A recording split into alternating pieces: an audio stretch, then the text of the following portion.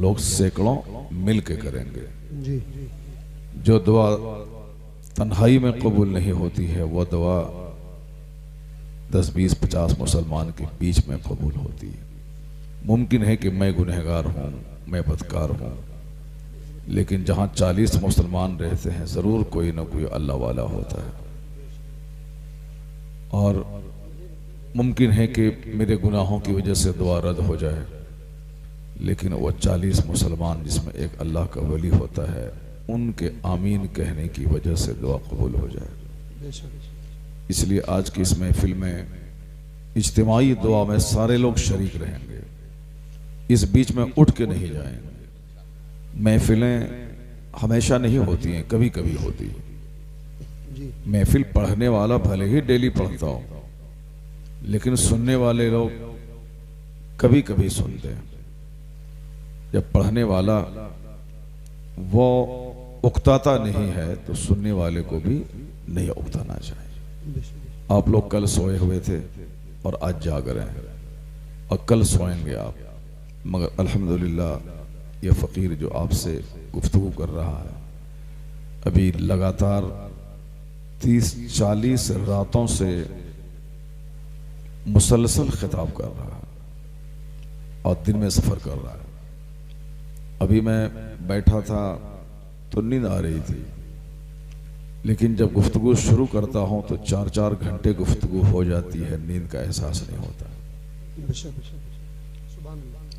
अभी मैं कुछ दिन पहले नेपाल गया था, वहां गुफ्तगू होती रही, होते होते 4 घंटे का, यानी लॉकडाउन के बाद का सबसे लंबा खिताब हो गया और एहसास तक नहीं होगा। जब हम लोग नहीं थकते हैं तो आप लोग तकरीर सुनने के बाद क्यों थक जाते हैं? मैं उम्मीद करता हूं कि आप दुआ तक ज़रूर शरीक रहेंगे। मैंने ये बातें इसलिए कह दी क्योंकि होता यही है कि जब गुफ्तगू शुरू होती है तो एक उस कोने से उठा, एक उस कोने से उठा, धीरे धीरे लोग महफिल को बदरंग बना देते हैं। ये जलसा उजाड़ने की चीज़ नहीं है, जलसा आबाद करने की चीज़ है। मस्जिदें जब तक आबाद रहती हैं मेरा घर आबाद रहता है, मदरसे जब तक आबाद रहते हैं हमारा घर आबाद रहता है, अल्लाह रसूल के ज़िक्र की महफिल जब तक आबाद रहती है मेरी ज़िंदगी आबाद रहती है। आज मेरी ज़िंदगी को सुकून की बहुत सख्त ज़रूरत है, उसके लिए सोफ़ा गद्दा और मकान नहीं, उसके लिए अपने दिलों को अल्लाह के ज़िक्र से सजा लें। अल्लाह रब्बुल इज़्ज़त का वादा है कि उस दिल में अल्लाह सुकून और राहत अता फरमा देगा। तो आज इस महफिल में हमें मालूमात में इज़ाफ़ा भी करना है, यहाँ से अमल की तहरीक भी लेनी है और अपने शुकूक व शुबहात का इज़ाला भी करना है। आज बहुत सारे हमारे नौजवान बच्चे कन्फ्यूज़न के शिकार हैं कि हमारा मुस्तकबिल क्या होगा, हमारा फ्यूचर क्या होगा, क्या हिंदुस्तान में हमारा नामो निशान मिटने वाला है या फिर हमारे मदारिस और मसाजिद पे ख़तरात के बादल मंडला रहे हैं, उसकी सूरत क्या होगी कि दोबारा हमारी इज्जत और हमारा वक़ार फिर बहाल हो जाए। एक मौजूए बहस है ये।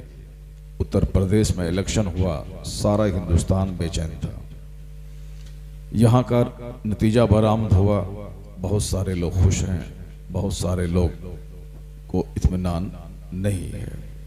इलेक्शन यहाँ होता है, दर्द बंगाल में होता है।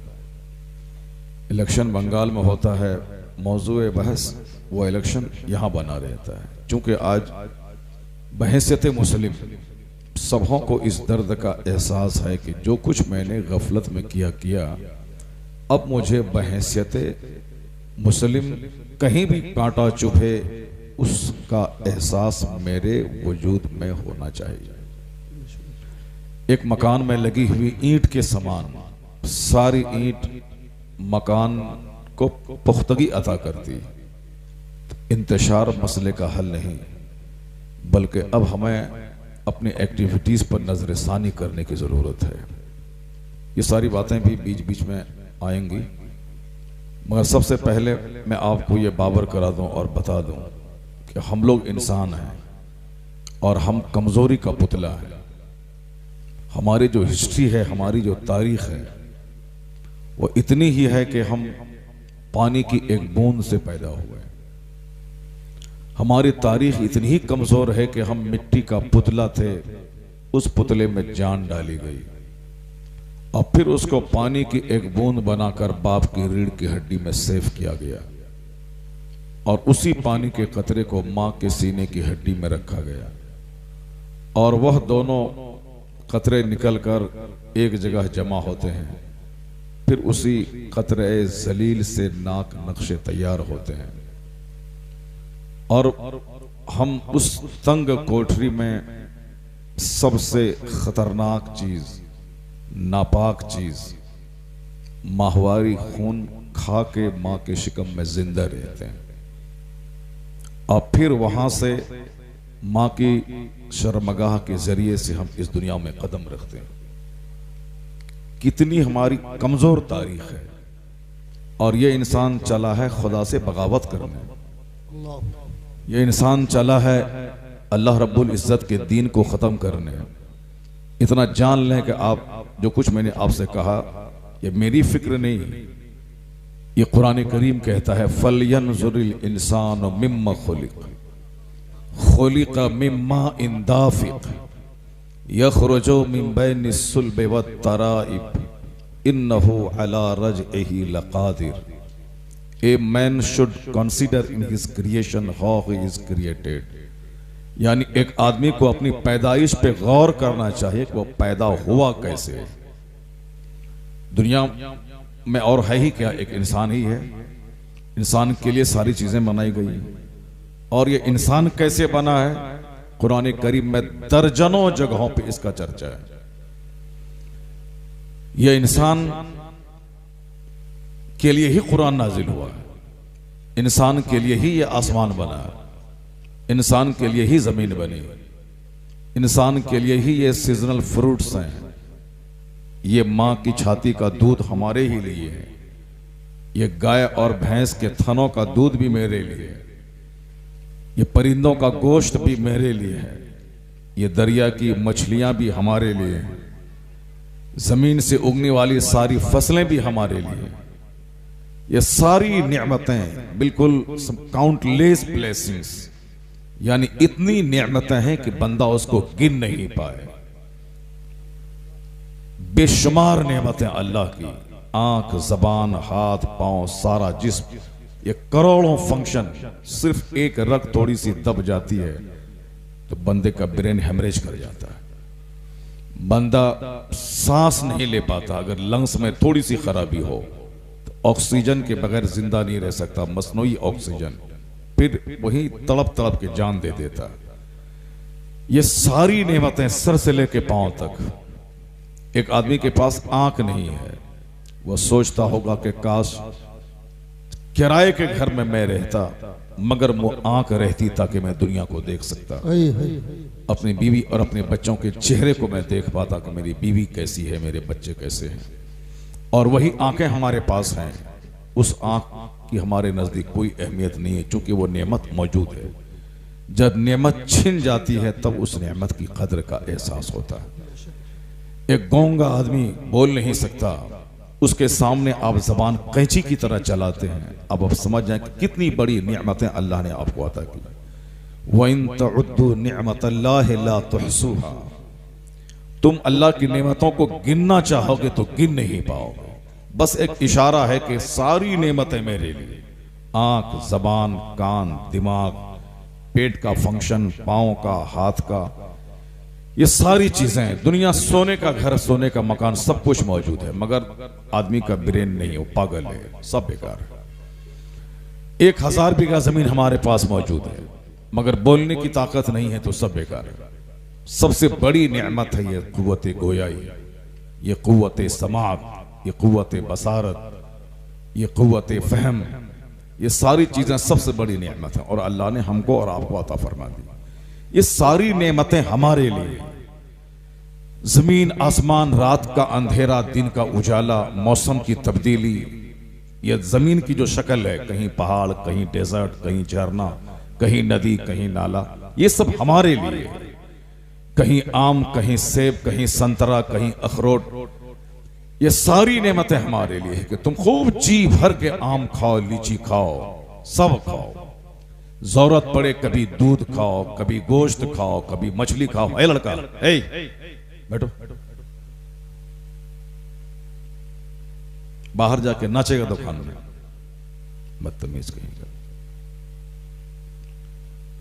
मैंने शुरू ही में कहा था कि दुआ तक शरीक रहना चाहिए, क्योंकि मुझे मालूम है कि यह सब तमाशा होता है, इसे जाने वाले कोई रोक नहीं पाएगा। मगर एक मेरा मशवरा है कि आप महफिल में बैठे, आखिर तक बैठे रहें, दुआ तक शरीक रहें।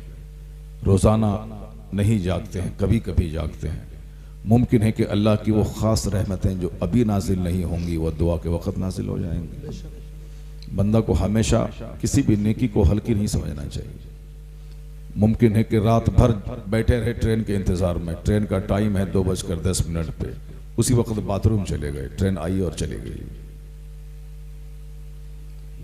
अब 5-10 घंटा बैठना बेकार हो गया स्टेशन पर। तो असल जो टाइम है उस टाइम में रहना ताकि ट्रेन मिल जाए। अब 25 घंटा पहले से बैठा हुआ है और ट्रेन आके आने के टाइम में बाथरूम चला गया, वो गया काम से, ट्रेन छूट जाएगी उसकी। इसलिए महफिल में दुआ की बरकतें लेके आप जाएं, उससे पहले अल्लाह रसूल का बयान का जिक्र सुने।